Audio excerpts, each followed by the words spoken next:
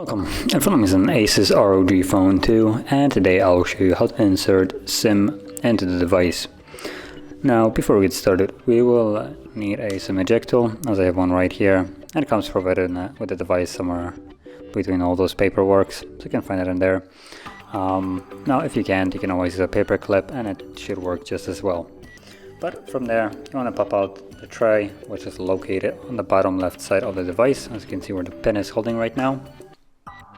When you press it in, the tray pops out, and from here you have space for two different SIM cards.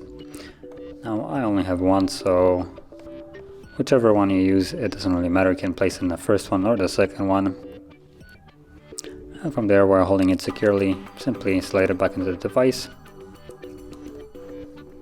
And you'll see that it should give us a pin for the SIM card.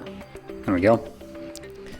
So let's confirm the pin, and obviously the SIM card is working based on that pin. And it gives us also preferred data service network, and I'm not sure why number 1 is selected by default, considering there is nothing at number 1. We have SIM card in slot number 2. So let's select that, and we're all set. So if you found this video helpful, don't forget to hit like, subscribe, and thanks for watching.